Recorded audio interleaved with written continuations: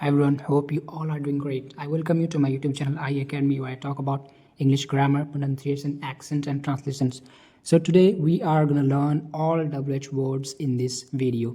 आज हम और आप WH वर्ड कितने हैं और इसको कैसे इस्तेमाल करें सब के बारे में जानने वाले हैं। सबसे पहले सिंपल है, उसके बाद हमने थोड़ा सा हार्ड रखा है कि WH वर्ड कितने हैं। हम लोग सिर्फ यही सब जानते हैं कि what, why, when, how, whom, which, whose, where, whom. इसके अलावा भी और भी WH वर्ड्स हैं जो डे टू डे लाइफ में बहुत ज़्यादा यूज़ होते हैं और स्पोकन इंग्लिश में तो बहुत ही ज़्यादा यूज़ होते हैं। सबसे पहले जानिए कि व्हाट मतलब सभी लोग जानते हैं कि क्या होता है। क्या, जैसे आप क्या करते हैं तो हम क्या यूज़ करेंगे, व्हाट का यूज़ करेंगे। व्हाट डू यू डू, आप क्या करते हैं। आप क्या खाते हैं, व्हाट डू यू ईट, आप क्या हैं, व्हाट आर यू। इस तरीके से हम क्या व्हाट का इस्तेमाल करते हैं। एक सेंटेंस देख लीजिए।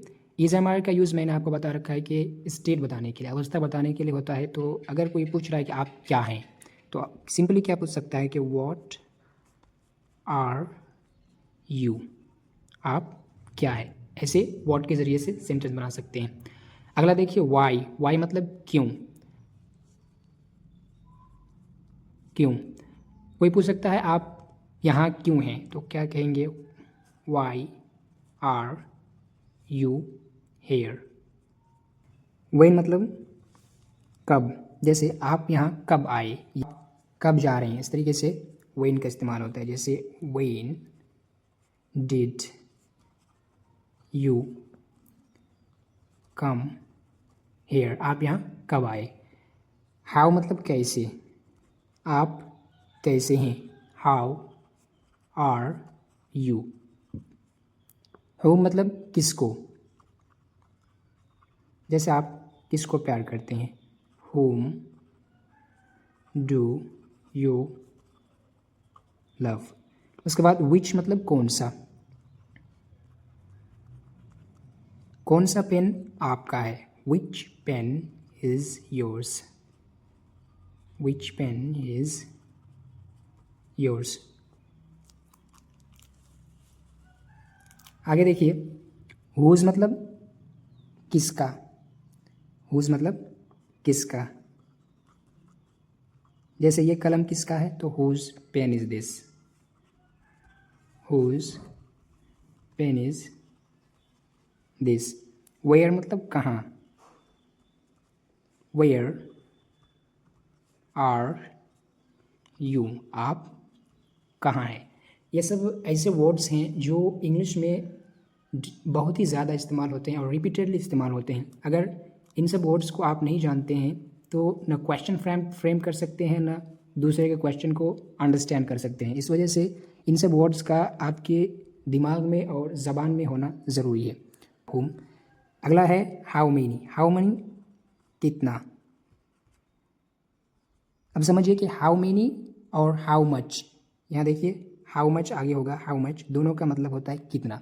हाउ मेनी का प्रयोग होता है काउंटेबल नाउन के साथ। जैसे आपके पास कितना कलम है, ये कलम काउंटेबल नाउन है, इस वजह से हाउ मेनी का प्रयोग करेंगे। How many pen do you have, how many pen do you have. How many का क्यों इस्तेमाल किया, इस वजह से कि हाउ मेनी ये काउंटेबल नाउन के साथ प्रयोग होता है और काउंटेबल पेन क्या है, काउंटेबल नाउन है। फॉर वॉट किस लिए। For example if you want to say आप यहाँ किस लिए हैं तो सिंपली कह सकते हैं for what are you here, for what are you here. That's what, वही तो, दैट्स वॉट मीन्स वही तो। जैसे आपको कहना है वही तो मैं कह रहा हूँ, that's what I am saying, that's what I am saying. So simple. You just need to memorize the all WH words so that you can easily frame questions and you can easily ask questions to others. Right? So next WH word we have is in what way. In what way means किस तरीके से। जैसे अगर आपसे कोई पूछ रहा है कि आपने इंग्लिश किस तरीके से सीखा है तो आप सिंपली कह सकते हैं कि in what way did you learn English. Right? In what way किस तरह से, किस तरह से। In what way did you learn English? Okay. Next WH word we have is how many times. How many times मतलब कितनी दफ़ा. अगर आपको कहना है कि आप दिन में कितनी दफ़ा पढ़ते हैं तो आप क्या कह सकते हैं, हाउ मेनी टाइम्स का प्रयोग करेंगे और इजीली आप सेंटेंस फ्रेम करेंगे. जैसे दिन में आप कितनी दफ़ा पढ़ते हैं, how many times do you study in a day, right. How many times मतलब क्या हुआ, कितनी बार, right.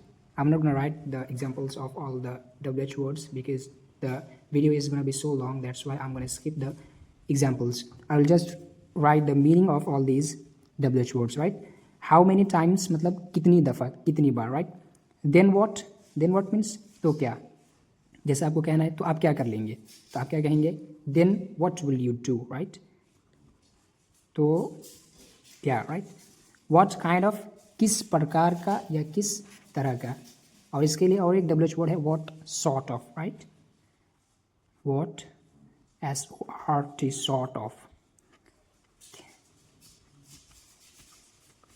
किस प्रकार का, what kind of, what sort of, किस प्रकार का. Next word since when. since when कब से, कब से. since when कब से. अब देखिए since और for दोनों का माना कब से. since when, for when कब से. since कब इस्तेमाल होगा, जब डेफिनेट टाइम होगा. जैसे अगर कोई पूछ रहा है since when are you studying, right, तो आप क्या कहेंगे, मैं सुबह से पढ़ रहा हूँ, मैं 2 बजे से पढ़ रहा हूँ. आप एक डेफिनेट टाइम लगाएंगे. जब आप कहते हैं 2 बजे से, सुबह से, जब आप कोई डेफिनेट टाइम लगाते हैं तो since when का प्रयोग करते हैं.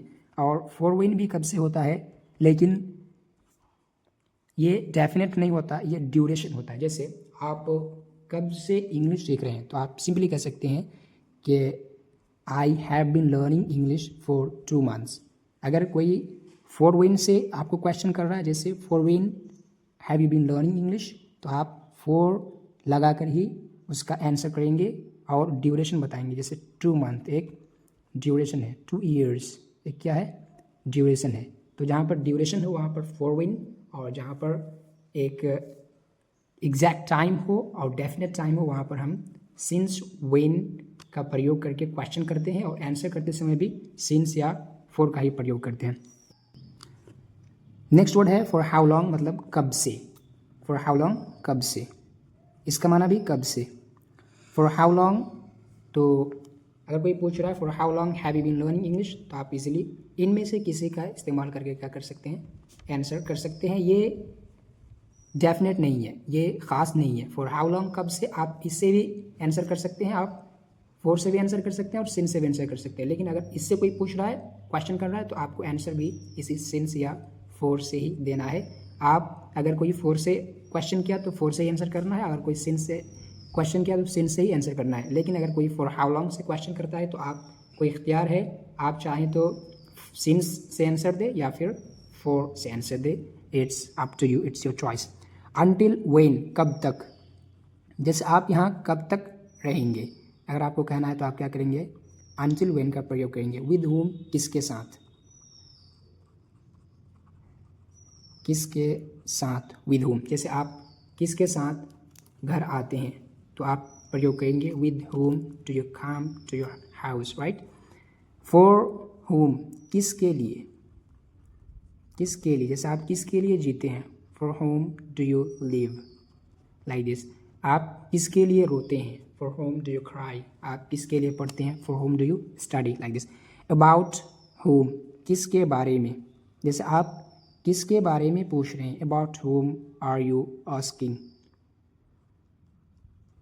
किसके बारे में. अगला है टुवर्ड होम किसकी तरफ.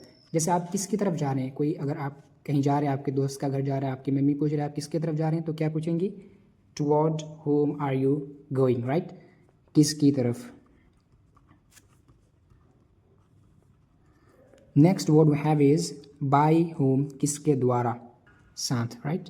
सो नेक्स्ट वर्ड फ्रॉम वेयर कहाँ से. जैसे तुम कहाँ से हो, from where he are you. वह कहाँ से है, फ्रॉम वेयर इज ही. इस तरह से कहाँ से. How far, how far next word है कितना दूर, जैसे आपका घर कितना दूर है, how far is your house, कितना दूर। Next word for how long, कब से, जैसे आप यहाँ कब से हैं, for how long are you here, for how sorry कब से।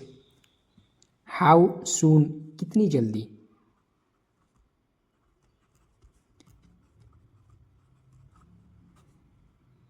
कितनी जल्दी। Last word we have is how often या how often, both pronunciations are correct. How often या हाउ ऑफ्टन, कितनी बार, हाउ ऑफन और हाउ ऑफ्टन, कितनी बार। सो ये रहा आपका ऑल WH वर्ड्स जो इंग्लिश में रिपीटेडली यूज़ होते हैं और आपका जानना निहायत ही ज़रूरी है। तो आप इन WH वर्ड्स के मीनिंग को याद करें और इसको अपने सेंटेंसेस में यूज़ करने की कोशिश करें ताकि आप एक्शन कर सकें दूसरों से और इंग्लिश में बात कर सकें। So thank you so much for watching this video till the end. Take care, bye bye.